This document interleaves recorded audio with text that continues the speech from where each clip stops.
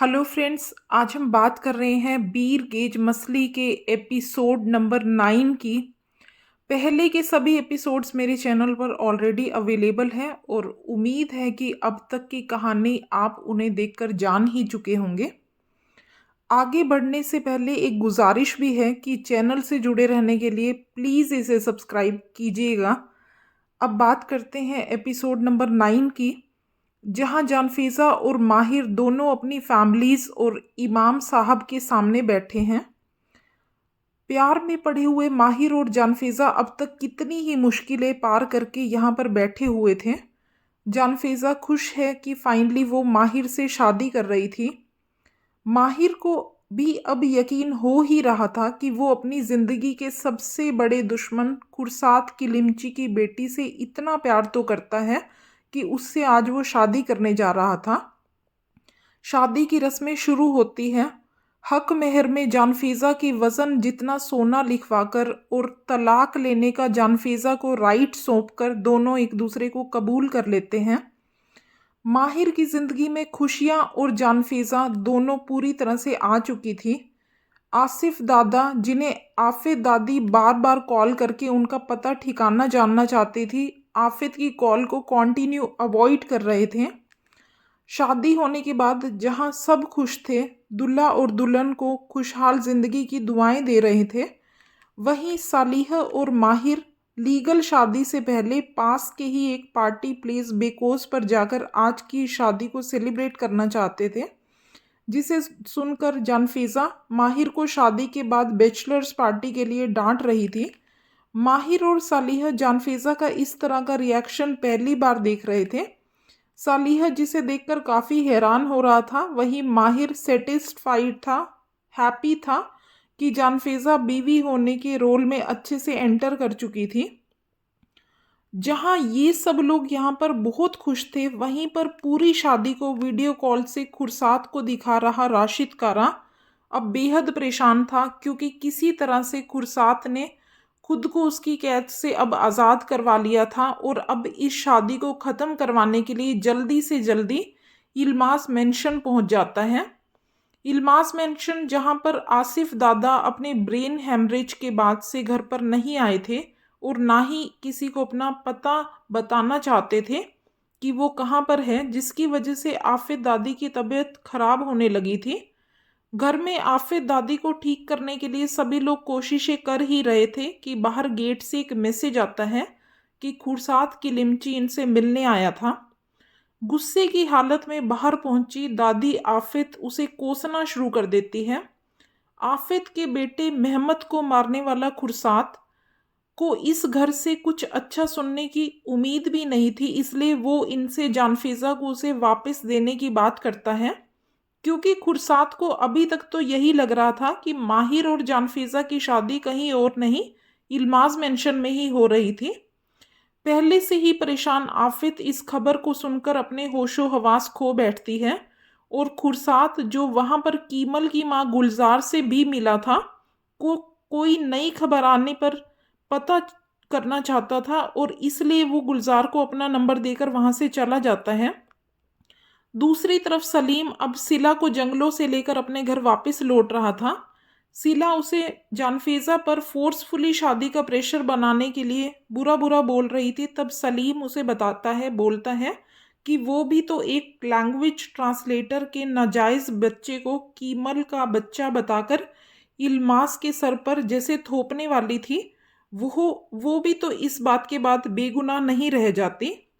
सिला जब सलीम के घर पहुंचती है, तब सलीम सिला के बाप मुस्तफ़ा को फिर से उनकी वो डील याद दिलाता है जिसमें इल्मास फैमिली को जानफीज़ा को सलीम को वापस लौटाना था और वहां से सिला को लेकर जाना था।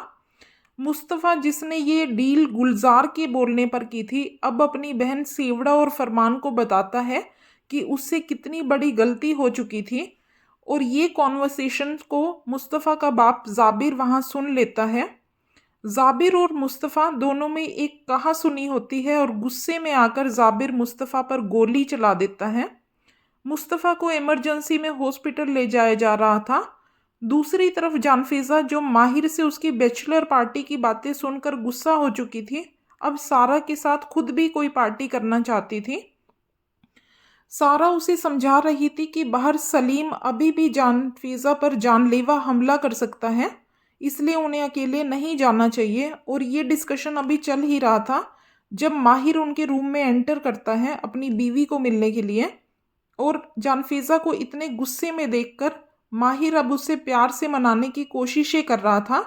जानफेज़ा जब मान ही नहीं रही थी तब माहिर उसे समझाता है कि अगर बाहर जाना कभी ज़रूरी भी हुआ तो वो माहिर के साथ ही जाए, क्योंकि सलीम को सिर्फ और सिर्फ माहिर ही हैंडल कर सकता है।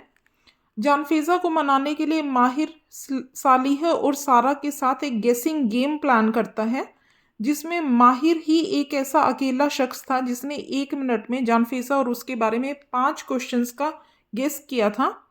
गेम ख़त्म होता है और आधी शादी कर चुके जानफेज़ा और माहिर दोनों ही होटल के लॉन में बैठे थे। माहिर रूम में जाना चाहता था, लेकिन जानफेज़ा 1 और दिन के बाद लीगल वेडिंग करके ही माहिर के साथ रूम में जाना चाहती थी। उसके बाद फिर से टाइम पास के लिए ये दोनों एक बोर्ड गेम खेलते हैं, जिसमें जानफेज़ा जीत जाती है और वो माहिर को रात को अपने पास ही रुकने के लिए बोलती है। सुबह होती है, माहिर और जानफेज़ा साथ ही उठते हैं और आज का प्लान था रजिस्ट्रार ऑफिस से शादी की डेट लेना।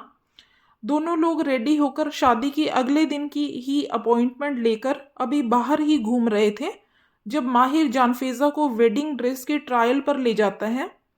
माहिर को याद था कि जानफेज़ा ने अभी तक दोनों ही बार सलीम अलेमा की दी हुई वेडिंग ड्रेसेस पहनी थी, और अब क्योंकि असली शादी में माहिर ही था जो जानफेज़ा की वेडिंग ड्रेस फाइनल और ख़रीदने वाला था।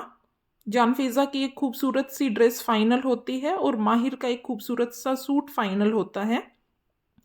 जब एक तरफ यहाँ पर शादी करने की तैयारियां चल रही थी, वहीं दूसरी तरफ सलीम के घर में इस शादी को तोड़ने की तैयारियां चल रही थी। खुर्साद सलीम के घर पहुंचता है और डील करता है कि उसके खिलाफ जितने भी इलीगल डॉक्यूमेंट्स प्रूफ राशिद कारा के पास हैं, सलीम किसी भी तरह से उसे दिलवा देगा, जिसके बदले में वो जानफेज़ा की शादी सलीम से करवा देगा। सलीम इसे सुनकर काफ़ी हद तक रेडी हो जाता है।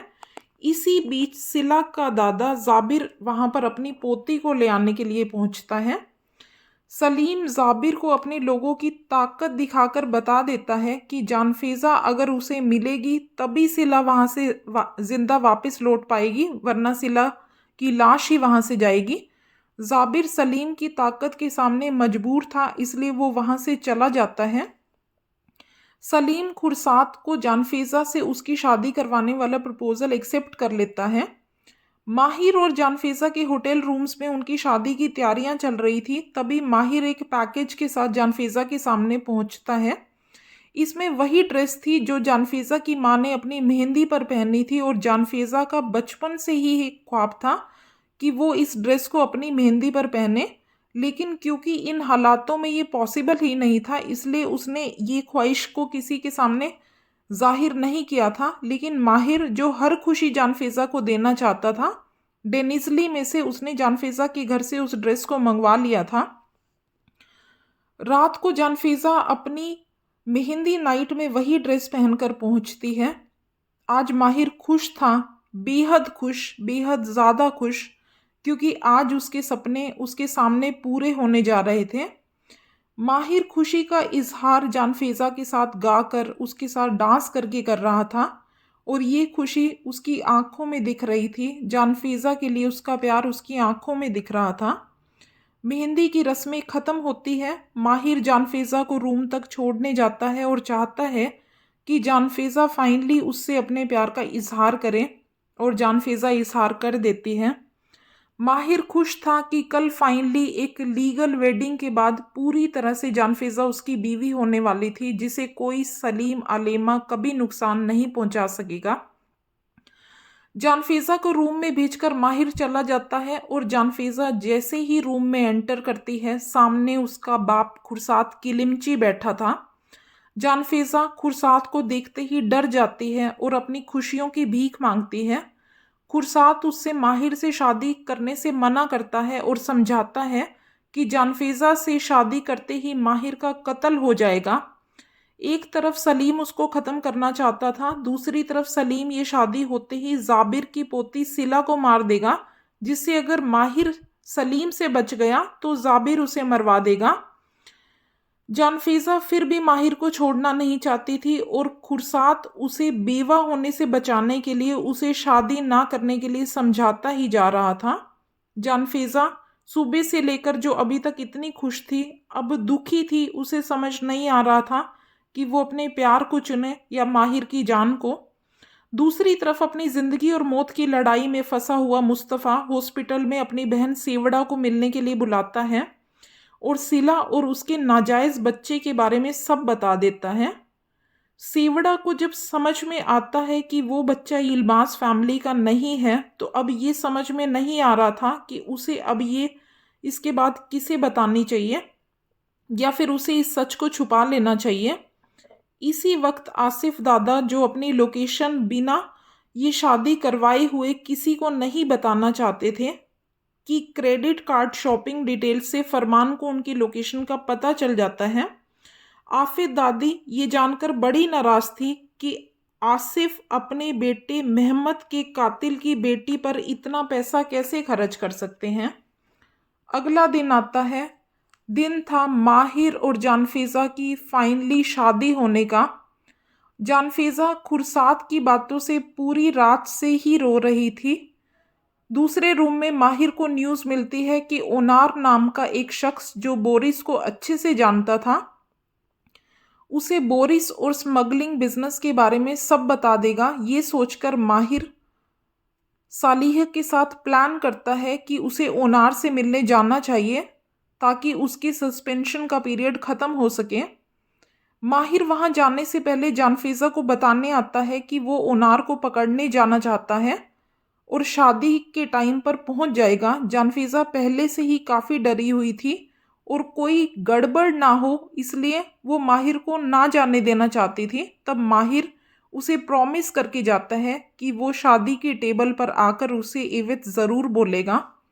दूसरी तरफ राशिद कारा उर्फ बोरिस को अब तक खबर मिल चुकी थी कि माहिर ओनार से मिलकर उसके बारे में पता लगा सकता है, इसलिए वो ओनार को मारने के लिए अपना एक शख्स वहां पर भेज देता है।